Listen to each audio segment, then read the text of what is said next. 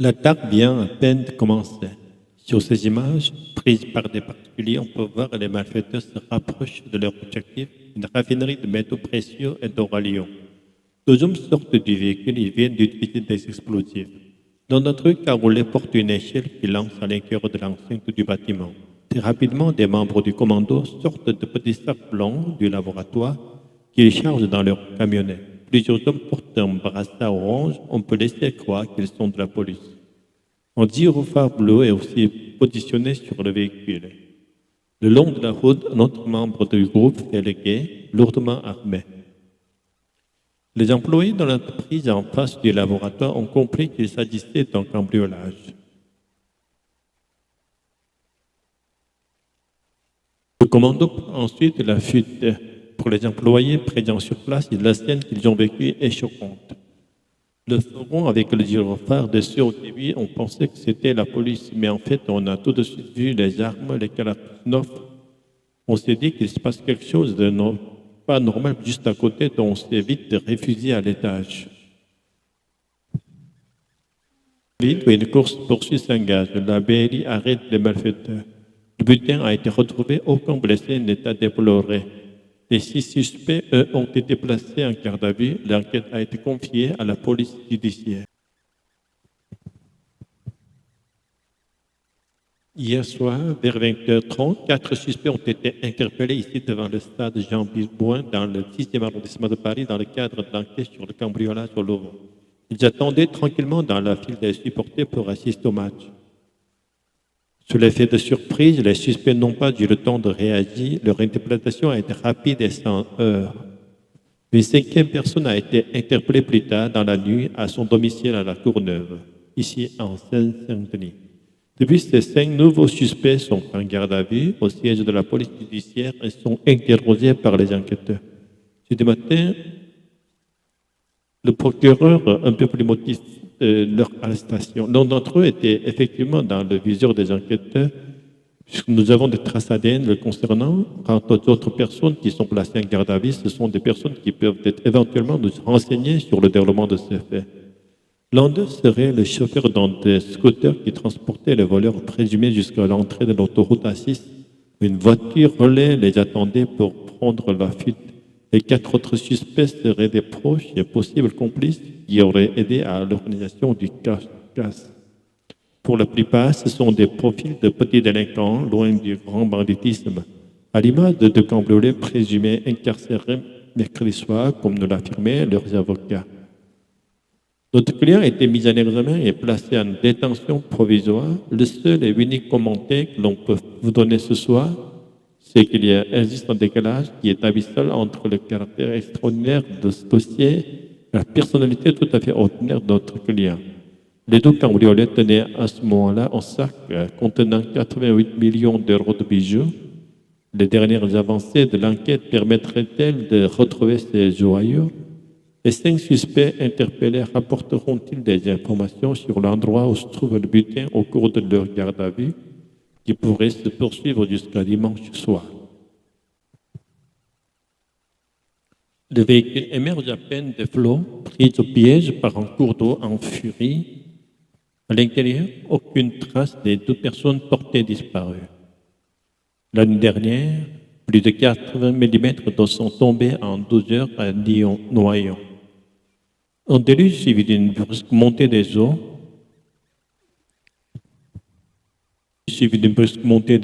le niveau grimpe de plus de 2 mètres en quelques heures à peine. Vers 1h du matin, une jeune femme appelle le 15. Elle signale que le véhicule dans lequel elle se trouve avec une autre personne est emporté par le cours d'eau. La communication est rompue et les pompiers n'arrivent plus depuis cette heure-là à entrer en contact avec cette jeune femme. Parmi les hypothèses envisagées, le véhicule aurait emprunté un passage submersible. Il aurait été emporté par les flots pour finir ensablé un kilomètre plus loin. Pour retrouver les 2 disparus, les pompiers ont enchaîné les missions de reconnaissance à l'aide d'un drone. Au total, une 40aine de sauveteurs sont mobilisés, appuyés par un hélicoptère. Les recherches ont été interrompues et reprendront le lendemain à la première heure avec un périmètre élargi. La commune de Black River déplique un paysage de désolation 48 heures après le passage de l'aurore Mélissa. La voici vue du ciel, avant le passage et après. Il ne reste rien du marché aux poissons, poumon économique de cette ville de 4000 habitants. Le palais de justice aussi s'est en partie effondré. Voici à quoi il semblait avant. Et de l'église anglicane du XVIIIe siècle, il ne reste que la tour carrée.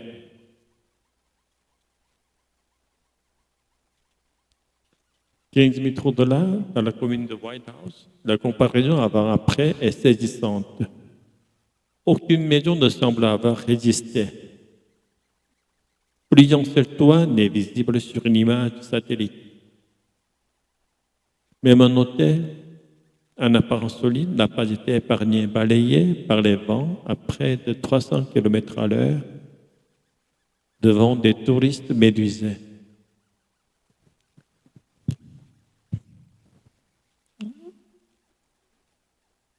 Le nord de l'île a moins souffert. À Monteberpey, la zone industrielle semble avoir été épargnée et les réserves de carburant paraissent intactes. Mais les pluies torrentielles ont charrié des tonnes de boue sur le rivage. Juste avant la rencontre au sommet avec le président chinois, Donald Trump a lâché un message sur son réseau social. J'ai demandé au département de la Défense de commencer à tester nos armes nucléaires. Le spectre de la guerre froide est ravivé, image qu'on croyait appartenir aux archives. Les derniers essais nucléaires explosifs américains datent de 1992. Dans l'avion retour de Chine, le président américain a précisé: nous ne faisons pas de tests, on est arrêté il y a des années, il y a très longtemps. Mais comme les autres font des tests, je pense que c'est approprié qu'on le fasse aussi. Mais aucun pays, à part la Corée du Nord, aucun pays n'a conduit de tests nucléaires explosifs au cours du XXe siècle. Ces semaines, Vladimir Poutine a montré les muscles, s'est vanté de ses nouvelles créations. Le missile oiseau de tempête et le drone sous-marin Poseidon, deux armes à propulsion nucléaire, ce qui leur donne une puissance phare et rien à voir avec l'arme atomique. Donald Trump voudrait-il en réponse accélérer les tests sur ce même type d'armement? Selon les experts, lancer des tests dangereux. Les vieux équipements de la guerre froide devaient être reconstruits. Ce serait difficile et cher. Ça prendrait au moins 2 ou 3 ans et ce serait contraire aux intérêts des États-Unis. Ce soir, le Kremlin a averti jeudi qu'une reprise de tests aux États-Unis aurait des conséquences. Une déclaration qui, là aussi, fait partie de la guerre de communication entre les 3 grandes puissances mondiales.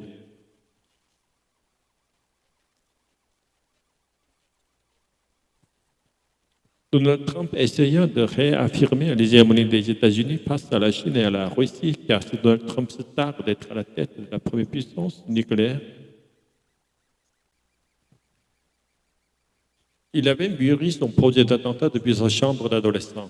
À 17 ans, sa radicalisation s'est accélérée à cause de l'intelligence artificielle. Le lycéen mis en examen pour association de malfaiteurs en septembre dernier avait passé des heures à questionner un logiciel de conversation, parfois de façon très précise. Si 60 bouteilles de gaz de 13 kg de propane explosent dans un camion, quels seraient les dégâts? L'explosion équivaudrait à 9 tonnes de TNT. Interpellé début septembre près du Mans, le jeune homme inconnu de la justice était sensible à l'idéologie de l'État islamique et peaufinait tous les détails de son plan. Modèle de camionnette assez grand pour faire entrer 40 bouteilles de gaz, 13 kg de propane. Là encore, l'intelligence artificielle répond et l'aide à bâtir son projet comme à chaque fois. Mis en examen et incarcéré, l'adolescent reconnaît les faits ainsi que l'influence des réseaux sociaux sur sa radicalisation. Aujourd'hui, les garde-fous ne résistent pas ou ne résistent pas assez, donc il y a un travail à faire là-dessus. L'intelligence artificielle est vecteur de beaucoup de progrès. Le problème, c'est qu'on peut progresser pour le meilleur, mais aussi parfois pour le pire. Il y a responsabilité d'Internet, des réseaux sociaux et de l'intelligence artificielle. Cette affaire est loin d'être encore isolée. En 2024, 18 mineurs ont été déférés devant le parquet national antiterroriste, soit plus de 20% en un an. À chaque fois, le rôle des réseaux sociaux est pointé du doigt. Ils sont extrêmement poreux à tout ce qu'on leur raconte, à tous les contenus qu'ils les voient. Parfois en boucle sur les réseaux sociaux, ils passent parfois des heures avec des gens qui pensent la même chose. Et puis ils peuvent, du fait de perdre cet esprit critique, passer à l'acte beaucoup plus facilement. Il a été déjà signalé par les services de renseignement depuis 2023, plutôt que 2 tiers des mises en cause dans des projets d'attentats en moins de 21 ans. Coup 4 à l'Assemblée. Pour la première fois, un texte du Rassemblement national est adopté à une voix près, 185 pour, contre 484. Joie affichée sur les bancs de l'extrême droite. L'Assemblée a dénoncé l'accord de 1968 qui instaure un régime d'immigration spécifique pour les Algériens. Même si dans les faits, cela n'aura aucun impact juridique, Marine Le Pen revendique une victoire politique. C'est évidemment une journée qu'on peut qualifier d'historique pour le Rassemblement national, puisqu'il vient de faire voter pour la première fois dans un de ses niches. Un texte qui est extrêmement important pour nous parce qu'il nous apparaît très important pour notre pays. Si cette résolution a dû passer, c'est grâce aux voix de la droite, celles des groupes LRE et Pro-Horizon qui dénoncent depuis longtemps cet accord franco-algérien, mais aussi et surtout parce que les macronistes étaient largement absents. La présidente du groupe écologiste, prise par l'émotion, désigne des coupables. Où est Gabriel Attal? Où sont les députés macronistes? Il nous a manqué une voix.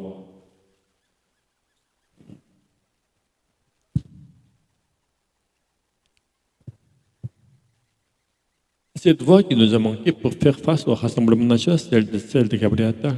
La démobilisation de ses collègues en députés apparentés macronistes tente de la justifier. D'abord, les textes ont été modifiés alors que ce n'était pas l'ordre de passage des textes du Rassemblement national. Ensuite, on a des collègues qui étaient en commission, d'autres qui étaient en négociation sur le projet de loi de finances. Ce soir, le Premier ministre appelle à respecter ce vote et sur le fond, se dit favorable à revoir ces actes. Si votre question c'est s'il faut aborder l'accord de 1968, je vais vous répondre autrement. Je pense qu'il faut le renégocier.